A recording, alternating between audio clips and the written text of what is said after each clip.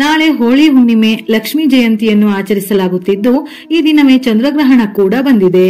ಗ್ರಹಣದ ಸಮಯದಲ್ಲಿ ಅಥವಾ ಗ್ರಹಣ ಮುಗಿದ ನಂತರ ಮತ್ತು ಹೋಳಿ ಹುಣ್ಣಿಮೆಯ ದಿನ ದಾನ ಮಾಡಿದರೆ ತುಂಬಾ ಶ್ರೇಷ್ಠವಂತೆ. ನಾವು ಮಾಡುವ ದಾನದಿಂದ ನಮಗೆ ಸಿಗುವ ಪ್ರತಿಫಲ, ನಮ್ಮಲ್ಲಿರುವ ದೋಷ ಕಂಟಕಗಳು ನಿವಾರಣೆಯಾಗುತ್ತದೆ. ಮನೆತನ ಏಳಿಗೆ ಆಗುತ್ತದೆ. ಮನೆಯ ಸದಸ್ಯರಲ್ಲಿ ಉತ್ತಮ ಆರೋಗ್ಯ, ಧನ ಸಂಪತ್ತು ವೃದ್ಧಿ, ಲಕ್ಷ್ಮೀ ದೇವಿಯ ಅನುಗ್ರಹ ಲಭಿಸುತ್ತದೆ. ಆದರೆ ಹೋಳಿ ಹಬ್ಬದ ದಿನ ಕೆಲವೊಂದು ವಸ್ತುಗಳನ್ನು ದಾನ ಮಾಡಬಾರದೆಂದು ಶಾಸ್ತ್ರದಲ್ಲಿ ತಿಳಿಸಲಾಗಿದೆ. ಹೋಳಿ ಹಬ್ಬದ ದಿನ ಇವುಗಳನ್ನು ದಾನ ಮಾಡಿದರೆ ಮನೆಯಲ್ಲಿ ಲಕ್ಷ್ಮೀ ದೇವಿಯು ನೆಲೆಸುವುದಿಲ್ಲ. ಇದರಿಂದ ಹುಣ್ಣಿಮೆಯ ದಿನ ಮಾಡಿರುವ ಪೂಜೆ ಪುನಸ್ಕಾರಗಳು ಕೂಡ ವ್ಯರ್ಥವಾಗುತ್ತದೆ. ಹಾಗಾಗಿ ಲಕ್ಷ್ಮೀ ದೇವಿಯ ಅನುಗ್ರಹಕ್ಕೆ ಯಾವ ವಸ್ತುಗಳನ್ನು ದಾನ ಮಾಡಬಾರದು, ಯಾವ ವಸ್ತುಗಳನ್ನು ದಾನ ಮಾಡಿದರೆ ಶ್ರೇಷ್ಠವೆಂದು ನೋಡೋಣ. ಪುಟ್ಟ ಮಕ್ಕಳಿಂದ ಹಿಡಿದು ದೊಡ್ಡವರವರೆಗೂ ಯಾವುದೇ ವಯಸ್ಸಿನ ಭೇದ ಭಾವ ಇಲ್ಲದೆ ಖುಷಿಯಾಗಿ ಆಚರಿಸುವಂತಹ ಕಲರ್ಫುಲ್ ಹಬ್ಬವೇ ಹೋಳಿ ಹುಣ್ಣಿಮೆ. ಹೋಳಿ ಹಬ್ಬವನ್ನು 2 ದಿನಗಳ ಕಾಲ ಆಚರಿಸಲಾಗುತ್ತದೆ. ಮೊದಲ ದಿನ ಹೋಳಿ ದಹನವನ್ನು ಮಾಡುವುದು. ಇದನ್ನು ಚೋಟಿ ಹೋಳಿ ಅಂತಲೂ, 2ನೇ ದಿನ ಪರಸ್ಪರ ಬಣ್ಣಗಳನ್ನು ಎರಚಿಕೊಂಡು ಸಂಭ್ರಮಿಸಲಾಗುತ್ತದೆ. ಹೋಳಿ ದಹನದಂದು ವಸ್ತ್ರವನ್ನು ದಾನ ಮಾಡಬಾರದು.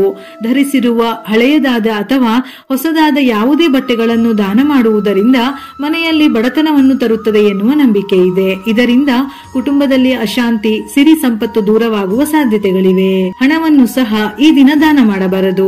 ಇದು ಹಣಕಾಸಿನ ಪರಿಸ್ಥಿತಿಯ ಮೇಲೆ ನಕಾರಾತ್ಮಕ ಪರಿಣಾಮ ಬೀರುತ್ತದೆ. ಸಾಮಾನ್ಯ ದಿನಗಳಲ್ಲಿ ಹಣವನ್ನು ದಾನ ಮಾಡುವುದು ಬಹಳ ಉತ್ತಮ. ಆದರೆ ಹೋಳಿ ಹುಣ್ಣಿಮೆಯ ಸಂದರ್ಭದಲ್ಲಿ ದುಡ್ಡನ್ನು ದಾನವಾಗಿ ಕೊಡುವುದರಿಂದ ನೀವು ಹಣದ ಕೊರತೆಯನ್ನು ಎದುರಿಸುವಂತೆ ಆಗುತ್ತದೆ. ಶನಿಗೆ ಸಂಬಂಧಿಸಿದ ಕಬ್ಬಿಣ, ಉಕ್ಕಿನ ವಸ್ತುಗಳನ್ನು ದಾನ ಮಾಡಬಾರದು. ಹೀಗೆ ಮಾಡುವುದರಿಂದ ಜೀವನದಲ್ಲಿ ಕಷ್ಟಗಳು ಎದುರಾಗುತ್ತವೆ. ಇದರ ಜೊತೆಯಲ್ಲಿ ಸಾಸಿವೆ ಎಣ್ಣೆಯನ್ನು ಸಹ ಈ ದಿನ ದಾನ ಮಾಡಬಾರದು. ಇದರಿಂದ ಶನಿದೇವನ ಕೋಪಕ್ಕೆ ಗುರಿಯಾಗಬಹುದು.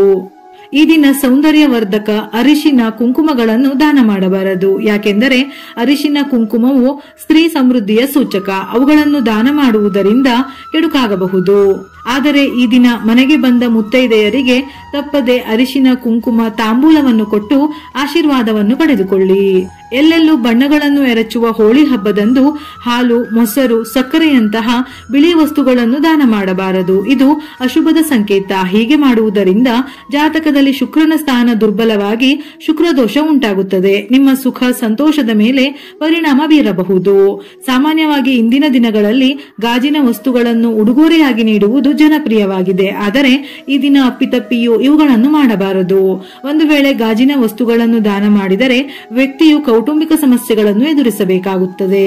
ಹೋಳಿ ಹಬ್ಬದ ಪೂಜೆ ಮುಗಿದ ನಂತರ ಅಥವಾ ಚಂದ್ರಗ್ರಹಣದ ನಂತರ ನೀವು ವಿಶೇಷವಾಗಿ ಧಾನ್ಯಗಳು, ಆಹಾರ, ಹಣ್ಣು, ಸಿಹಿ ತಿಂಡಿಗಳು ಇವುಗಳನ್ನು ಯಾರಿಗಾದರೂ ದಾನ ಮಾಡಬಹುದು. ಹೋಳಿ ಹಬ್ಬದ ದಿನದಂದು ಈ ವಸ್ತುಗಳನ್ನು ದಾನ ಮಾಡುವುದರಿಂದ ವ್ಯಕ್ತಿಯು ಜೀವನದಲ್ಲಿ ಸಂತೋಷ ಸಮೃದ್ಧಿಯನ್ನು ಪಡೆಯುತ್ತಾನೆ. ಲಕ್ಷ್ಮಿಯ ಅನುಗ್ರಹವು ಲಭಿಸುತ್ತದೆ. ಇನ್ನು ಹಬ್ಬದ ದಿನ ಸಣ್ಣ ಪುಟ್ಟ ತಪ್ಪುಗಳನ್ನು ಮಾಡಬೇಡಿ. ಇದರಿಂದ ನಿಮ್ಮ ಆರೋಗ್ಯದ ಮೇಲೂ ಕೆಟ್ಟ ಪರಿಣಾಮ ಬೀರುತ್ತದೆ. ಕಲುಷಿತ ನೀರಿಗೆ ಬಣ್ಣವನ್ನು ಸೇರಿಸಬೇಡಿ. ನೀರಿನ ಬವಣೆ ಪ್ರತಿಯೊಬ್ಬರಿಗೂ ಗೊತ್ತು. ಒಂದು ವೇಳೆ ನಿಮ್ಮ ಬಳಿ ದುಡ್ಡಿದ್ದರೂ ದುಡ್ಡನ್ನು ಕೊಟ್ಟು ನೀರನ್ನು ಪಡೆಯಲು ಸಹ ಕಷ್ಟ. ಹಾಗಾಗಿ ನೀರನ್ನು ಅನಾವಶ್ಯಕವಾಗಿ ಖರ್ಚು ಮಾಡಬೇಡಿ. ಯಾರಿಗೂ ಬಲವಂತವಾಗಿ ಅಂದರೆ ಒತ್ತಾಯಪೂರ್ವಕವಾಗಿ ಬಣ್ಣವನ್ನು ಹಚ್ಚಬೇಡಿ. ಯಾರಿಗಾದರೂ ಬಣ್ಣವನ್ನು ಹಚ್ಚಬೇಕೆಂದರೂ ಕಣ್ಣು, ಕಿವಿ, ಮೂಗುಗಳಿಗೆ ಬಣ್ಣ ತಾಗದಂತೆ ನೋಡಿಕೊಳ್ಳಿ. ಎಣ್ಣೆಯುಕ್ತ ಬಣ್ಣ ಅಂದರೆ ಆಯಿಲ್ ಪೇಂಟ್ ಅನ್ನು ಉಪಯೋಗಿಸಬೇಡಿ. ನೈಸರ್ಗಿಕ ಬಣ್ಣಗಳನ್ನು ಉಪಯೋಗಿಸಿ ಪರಿಸರ ಸಂರಕ್ಷಣೆಯನ್ನು ಮಾಡಿ. ಮುಖದ ಚರ್ಮ ತುಂಬಾ ಸೂಕ್ಷ್ಮವಾಗಿರುತ್ತದೆ. ಹಾಗಾಗಿ ಬಣ್ಣ ಹಚ್ಚುವ ಮೊದಲು ಒಮ್ಮೆ ಯೋಚಿಸಿ. ಹೋಳಿಯಲ್ಲಿ ನನ್ನಲ್ಲಿರುವ ದೋಷಗಳು ನಷ್ಟವಾಗಿ ಸದ್ಗುಣಗಳು ಬೆಳೆಯಲಿ ಎಂದು ಪ್ರಾರ್ಥನೆ ಮಾಡಿ ಹಬ್ಬವನ್ನು ಆಚರಿಸಿ.